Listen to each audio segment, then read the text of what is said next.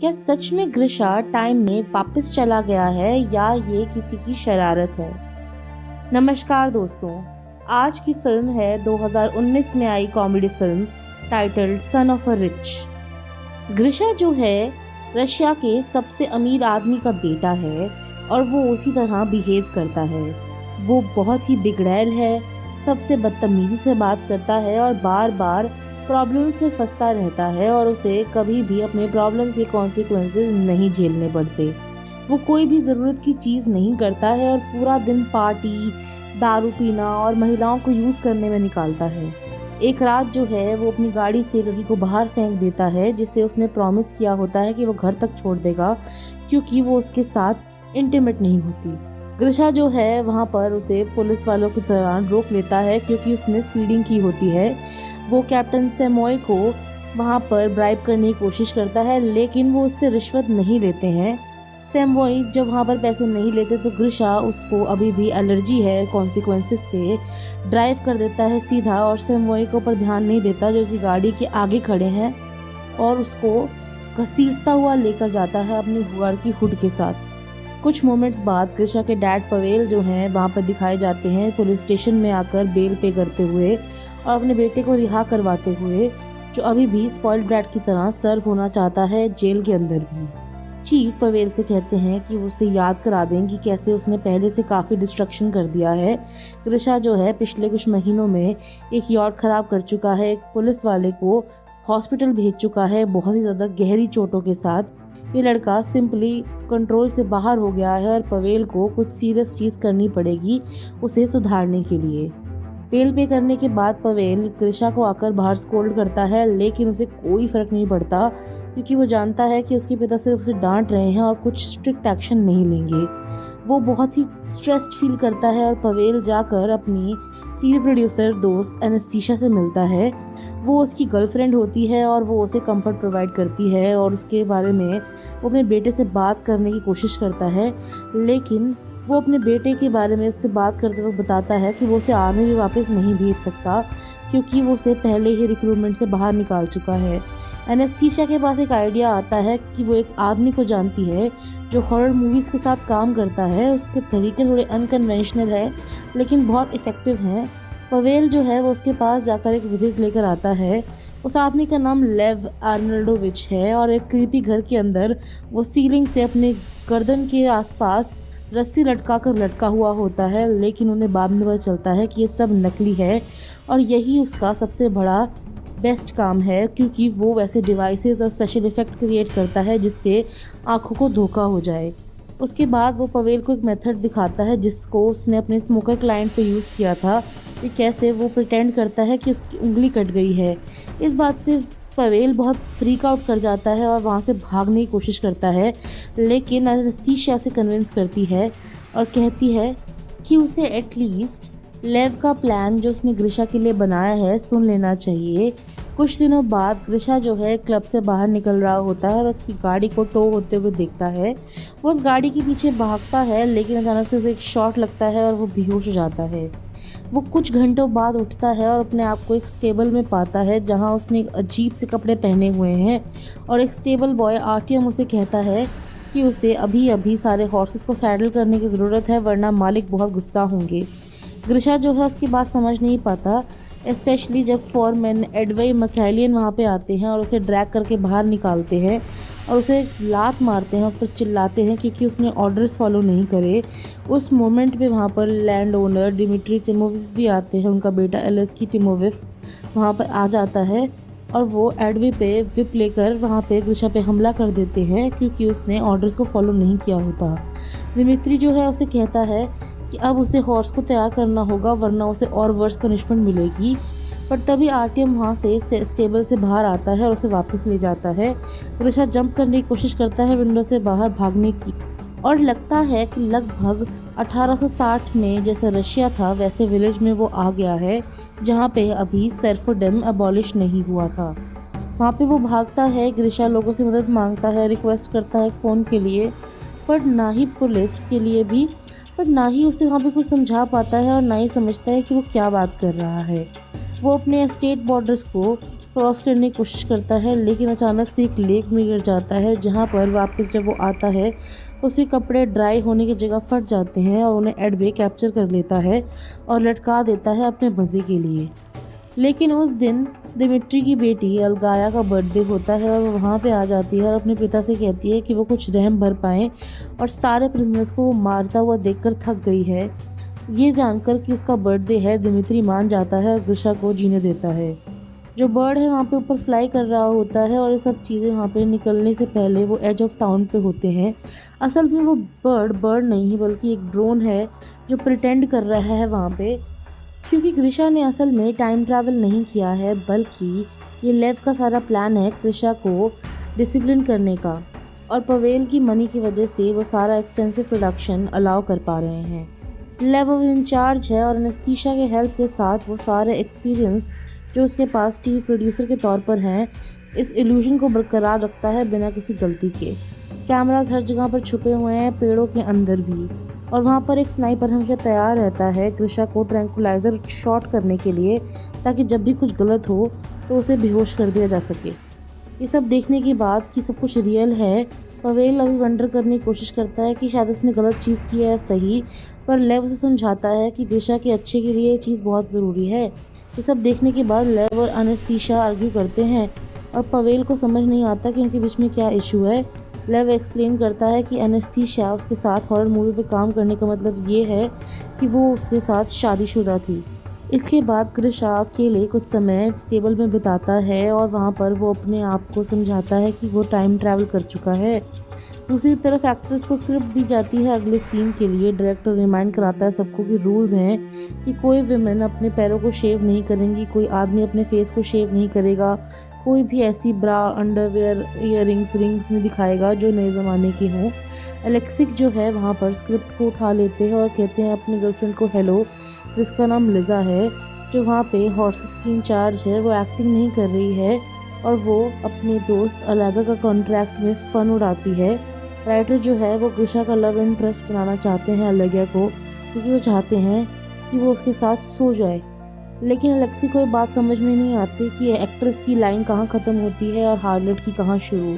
ग्रिशा जो है वहाँ पर रहना शुरू कर देता है ऑफिल रूटीन के अंदर। वो सुबह उठता है, दोपहर तक उसे सिर्फ ब्रॉथ और फ्लाइज ही मिलते हैं खाने में, और उसके बाद उसे हॉर्सेस के साथ काम करना पड़ता है जिनसे वो डरता है। फिर फॉरेस्ट में जाकर उसे बाथरूम जाना पड़ता है और वो पैंट्स पहननी पड़ती है जिनके साथ कोई अंडरवेयर नहीं है। उसे बार बार हर बात पर मारा जाता है जब वो डिसरिस्पेक्टफुल होता है। और एक आफ्टरनून में हम देखते हैं कि ग्रिशा जो है ब्रेक ले रहा होता है और अचानक से अलिगिया वहाँ पर रोती हुई आती है और उसे कहती है कि वो बहुत उदास है क्योंकि उसके जो पिता हैं वो उसे एक बूढ़े आदमी जो बहुत अमीर है उसके साथ ब्याह देना चाहते हैं। लेकिन सिंपैथी दिखाने की बजाय ग्रिशा उसे कहता है कि ये बहुत अच्छा आइडिया है क्योंकि वो बूढ़ा आदमी जल्दी ही मर जाएगा और सारी प्रॉपर्टी अगलाया की हो जाएगी। कुछ दिनों बाद ग्रिशा जो है एक स्टील कर लेता है चिकन, और आरटीएम के पास कुछ टूल्स होते हैं सूप बनाने के लिए। ग्रिशा सारा सूप कल्ले पी जाता है और वो आरटीएम को कुछ भी नहीं देता है। एडवी जो है वहाँ पर डिस्कवर कर लेता है कि चिकन के साथ कुछ गड़बड़ी हुई है और वो कल्प्रिट से बाहर आके कन्फेस करने के लिए कहता है, लेकिन वो यहीं आता है और वो रैंडमली किसी एक को विप करेगा। ग्रिशा अभी भी कोई सिंपैथी नहीं दिखाता है दूसरे आदमी के लिए और किसी और को अपनी करने के लिए पटने देता है और चुपचाप आरटीएम को विप होने देता है, जबकि सारा कुछ उसने खाया था। कुछ मोमेंट्स बाद ही आरटीएम आता है, ग्रिशा से मिलता है, उसे अपने स्कार्स दिखाता है और कर्टेसी दिखाता है कि ये मेकअप डिपार्टमेंट ने असल में करके दिखाए होते हैं। ग्रिश जो है अभी भी उस पर कोई केयर नहीं करता है। दूसरी तरफ हम देखते हैं कि वो आरटीएम को एक्सप्लेन करता है कि उसने लिजा को देखा था हॉर्स से जंप करते हुए, और जब उसने नोटिस किया कि उसने मॉडर्न अंडरवेयर पहना हुआ है उसकी स्कर्ट के नीचे, तो वो वहाँ ही रुक जाता है। इसका मतलब कि कुछ गड़बड़ है। वो उसके पीछे भागता है, उसे ज़मीन पर फेंकता है और उसके कपड़े उतारने की कोशिश करता है उसके कपड़े देखने के लिए, पर सारे विलेजर्स वहाँ पर आ जाते हैं, उसे रोकते हैं और इतने में लिजा वहाँ से भाग जाती है। ये देखने के बाद कि ग्रिशा ने कोई प्रोग्रेस नहीं किया है, पवेल सारे प्रोग्राम को शट डाउन करने की कोशिश करता है, बट वहाँ पर डिस्कशन को इंटरप्ट करता हुआ एक बड़ा न्यूज़ आता है कि ग्रिशा अब लिजा को अपोलोजाइज़ करना चाहता है। और जो विलेजर्स हैं वो एक्टर्स उसे पहले इग्नोर करते हैं क्योंकि वो सपोज नहीं करते कि वो लिजा को जानता भी होगा, पर लेव सोचता है कि ये ग्रेट अपॉर्चुनिटी है कुछ प्रोग्रेस करने का, और सारे एक्टर्स से कहता है कि उसे बता दे कि वो कहाँ रहती है। ग्रिशा जाकर लिजा को अपोलोजाइज़ करता है और उसके लिए वो वुड स्टिक लेकर निकलती है जहाँ पर उसमें नेल लगा होता है। लिजा उसकी अपोलॉजी एक्सेप्ट कर लेती है पर उसे प्रॉमिस करती है कि वो अभी भी वो उससे दूर ही रहेगी। कुछ दिनों बाद टाइम आता है इवान कुपाला सेलिब्रेट करने का, जो वहाँ का ट्रेडिशनल हॉलिडे है और बहुत ही मैजिकल नाइट होता है। लेजेंड्स का कहना है कि जो इंसान ये रात एक साथ बिता लेते हैं वो अपना पूरा जीवन एक साथ ही बिताते हैं। पार्टी में ग्रिशा जो है वो म्यूजिशियंस को लंबाड़ा सिखाता है और सारे विलेज को एक कॉन्गा लाइन में बनाकर इधर उधर चलाता है। उसके बाद हम देखते हैं कि कॉन्गा लाइन के अंदर ही वो अग्लाया को देखता है जो ग्रिशा के पास आती है और उसे प्रॉस्पेक्ट देती है कि कैसे वो अरेंज मैरिज किसके लिए हैंडल नहीं कर पाएगी और वो सीधा लेक में मरने जा रही है। लेकिन उसको फॉलो करने की बजाय ग्रिशा लिजा के पास चला जाता है और वहाँ पर अपनी कहानियों के बारे में बात करने लगता है कि कैसे वो आगे की टेक्नोलॉजी से आया है। वो उस पर पिटी लेती है और उसकी लोनीनेस समझती है, इसलिए कहती है कि वो सब कुछ बिलीव करती है और वो कहता है कि मैं एक टाइम ट्रैवलर हूँ। उसके बाद आरटीएम आकर उनकी चैट को रोक देता है और कहता है कि वहाँ पर अग्लाया जो है पानी के पास खड़ी है और मरने वाली है, लेकिन ग्रिशा वहाँ पर से बाहर नहीं निकलता है और वो सीधा लेक पर पहुँच जाता है। उसे वापस विलेज के अंदर लेके आता है और जब वो उसे अंदर लेके आता है तो वो उसे अपने पास लाने की कोशिश करती है, लेकिन वो उसे दूर भेज कर लिजा के पास चला जाता है। वो अपनी पार्टी पर नहीं होती है तो वो उसके घर जाता है जहाँ पर स्टेज हार्ट्स की तरफ से जो लोग होते हैं वो छुप जाते हैं। ग्रिशा जो है पूरी रात लिजा की कंपनी में बिताना चाहता है और देखना चाहता है कि वो लेजेंड सही है या नहीं, पर लिजा इंटरेस्टेड नहीं है और वो गेट को उसके मुंह पे बंद कर देती है। अगले दिन लेव डिसाइड करता है कि लिजा अब ग्रिशा का नया लव इंटरेस्ट है, लेकिन लिजा को ग्रिशा बिल्कुल नहीं पसंद। वो उसे हाथ लगाने भी नहीं देती और उसके पास भी नहीं जाती। वो बस उसकी हेल्प करना चाहती है एक बेटर आदमी बनने में। और इस तरफ हम देखते हैं कि एलेक्सी भी इस बात से ज़्यादा खुश नहीं है कि अब उसकी गर्लफ्रेंड इस चीज़ में इन्वॉल्व हो गई है। प्रोडक्शन का जो नया प्लॉट है वो शुरू होता है और एलेक्सी जो है वो डाउनटाउन ड्रंक मिलता है और उस वजह से बहुत सारे ट्रबल में आ जाता है। इस वजह से शेरिफ को भी चोट लग जाती है। सोचते हुए कि वो एक नोबल आदमी है, वो वैसा ही बिहेव करने लगता है और दोबारा से उसकी एंटाइटलमेंट से डिस्कस होने के बावजूद ग्रिशा उस बात से एक्चुअली जेलस होता है और कहता है कि शायद एलेक्सी ने बहुत मज़ा किया होगा। लेकिन उसके दिमाग में ये एटीट्यूड चेंज ज़रूर आता है क्योंकि वो दिमित्री को वापस उसके बेटे की जगह पर लेके जाना चाहता है, उसे पनिशमेंट देने की बजाय। पहली बार में तो ग्रिशा जो है वो नहीं जाना चाहता, पर दिमित्री उसे ऑफ़र करता है कि अगर वो उसकी जगह पर पनिशमेंट ले ले तो वो उसे फ्रीडम देगा और उसके बदले में अच्छा खाना देगा, तो वो मान जाता है। हम देखते हैं कि उस टाइम पे वो रिमेंबर करता है कि जो उसका खाना है वो उसे आरटीएम के साथ शेयर करना है। दूसरी तरफ एनास्ताशिया और लेव जो हैं अब साथ गेट अलॉन्ग करना शुरू करते हैं और पवेल को डर लगता है इस बात से कि शायद वो लोग वापस एक साथ हो जाएंगे, बट लेव उसे समझाता है कि आइडिया बेवकूफ़ी भरा है क्योंकि एनास्ताशिया असल में पवेल से बहुत प्यार करती है। इस चीज़ से वो बहुत शॉक हो जाता है क्योंकि उसको लगा था कि उनका रिलेशनशिप अब तक कैजुअल सा ही है और इस बारे में अब वो सीरियसली सोचता है। ग्रिशा जो है वहाँ पर 2 दर्जन बार पिटता है और उसके बाद पवेल अपने आप को नहीं देख पाता उस स्क्रीन के अंदर जहाँ उसका बेटा पिट रहा होता है। एनास्ताशिया उसे फॉलो करती है और उसके बाद उसे कंफर्ट करती है और कहती है कि लेव के प्लान हमेशा काम करते हैं क्योंकि वो फिंगर कटिंग ट्रिक उसे पहले स्मोक करने में छोड़ने में बहुत हेल्पफुल साबित हुई। इसके बाद हम देखते हैं कि ग्रिशा जो है अपनी पनिशमेंट के बाद लैंड ओनर के घर जाता है वो पेपर लेने के लिए जो उसे आज़ादी देंगे, लेकिन वहाँ दिमित्री नहीं होता है बल्कि एलेक्सिक होता है और वो उसे पेपर देने की बजाय ज़मीन पर फेंक देता है, उसे लात मारता है और उस पर थूक भी देता है और उसे बेवकूफ़ बुलाता है और कहता है कि तुम्हारी बेवकूफ़ी इसी चीज़ में है कि तुमने मान लिया कि तुम्हें असल में छोड़ दिया जाएगा। ग्रिशा वहाँ पे खड़ा होता है, अपने मुट्ठी बनाता है और उसे मारने की सोच ही रहा होता है, लेकिन वहाँ से चुपचाप जाने के बारे में उसे ख्याल आता है तो वो बिना कुछ कहे वहाँ से चला जाता है। लेव को डिसअपॉइंटमेंट होती है। उसके बाद हम देखते हैं ग्रिशा जो है अपना काम कंटिन्यू करता है स्टेबल बॉय की तरह और वो लिजा के साथ और टाइम स्पेंड करना शुरू करता है और उसे प्यार हो जाता है। एक दोपहर को वो दोनों साथ चल रहे होते हैं और वो एक बर्ड को देखते हैं एक वियर्ड पैटर्न में उड़ते हुए। असल में वो एक ड्रोन है जो कंट्रोल खो चुका है। उसके बाद वो जो प्रोड्यूसर है वो स्नाइपर को तैयार करता है कि कभी भी लिजा को उसे डिस्ट्रैक्ट करना पड़ सकता है ताकि स्नाइपर उसे शूट कर सके, पर ग्रिशा को लिजा कहती है कि वो जो बर्ड है वो उसका गार्डियन एंजल है बचपन से, और उसके बाद थैंकफुली उन्हें स्नाइपर की ज़रूरत नहीं पड़ती क्योंकि टेक्नीशियन दोबारा से कंट्रोल रिगेन कर लेता है उस बर्ड का। दूसरी तरफ एलेक्सी और अग्लाया दोनों ही काफ़ी गुस्से में हैं और दोनों इन चीज़ों से खुश नहीं हैं। अग्लाया जो है बिलीव नहीं करती कि उसे लिजा के थ्रू रिप्लेस कर दिया गया, और एलेक्सी जो है अपनी गर्लफ्रेंड को किसी और आदमी के साथ टाइम स्पेंड करते हुए देखकर खुश नहीं है। वो दोनों एक कैरेज के अंदर एक साथ सो जाते हैं और ये चीज़ ग्रिशा और लिजा देख लेते हैं जो वहाँ से गुजर रहे होते हैं। लिजा इस बात से एक्सट्रीमली गुस्से में है कि उसके बॉयफ्रेंड ने उस पर चीट कर दिया, और ग्रिशा जो है वो दोनों सिबलिंग्स को एक दूसरे के साथ देखकर बहुत ही घबरा जाता है। इन सब की वजह से लेव जो है अग्लाया को और एलेक्सी को फायर कर देता है, और लिजा का मूड भी अच्छा नहीं है तब से। तो उसे चेयर अप करने के लिए ग्रिशा जो है वो डेकोरेट कर लेता है पूरे टेबल को कैंडल्स के साथ, और उसके लिए स्पेशल डिनर बनाता है। वो दोनों साथ में खाना खाते हैं, स्टार गेजिंग करते हैं, और ग्रिशा उसे बताता है कि अगर वो अकेला और फ्री होता तो वो लिजा से शादी कर लेता। लेकिन वो याद करता है कि कैसे उसे ट्रिक किया गया उस प्रॉमिस करके पेपर के लिए। वो कन्फेस करता है कि वो एलेक्सी को मारना चाहता था पर उसने नहीं मारा क्योंकि वो उसके अंदर खुद को देख रहा था। इन सारी बातों को सुनने के बाद लिजा टच हो जाती है और वो उसे किस कर देती है, और रियल वर्ल्ड के अंदर जो अग्लाया है वो एक फेमस टॉक शो में जाती है और कहती है पूरी दुनिया से कि कैसे ग्रिशा को किडनैप कर लिया जा रहा है और उसे टॉर्चर किया जा रहा है मज़े के लिए। पुलिस जो है वो भी इस न्यूज़ को देखकर इन्वेस्टिगेशन शुरू कर देती है। जब पवेल ये चीज़ें देखता है वो पैनिक करता है और सब चीज़ें बंद करना चाहता है कि लेव उसे कहता है कि ये चीज़ें बहुत जल्दी हो रही हैं और उसे एक हीरोइक एक्ट जो ग्रिशा करेगा करवाने का टाइम देना चाहिए।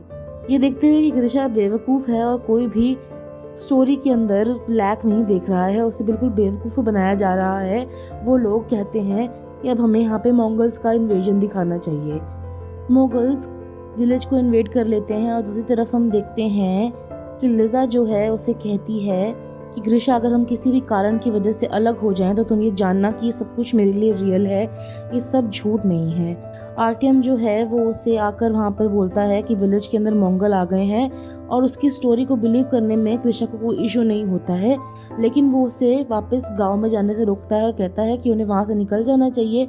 लेकिन लेव उसे एक आइडिया बोलता है और आर्टियम कहता है कि अगर वो सब लोग गाँव में नहीं हुए तो मंगल पूरा गाँव जला देंगे, और मंगल्स को एक बड़ी क्वांटिटी में खाना दिया जाता है, लेकिन लीडर को एक औरत चाहिए होती है। तो वो क्राउड में से एक को चूज़ कर लेता है।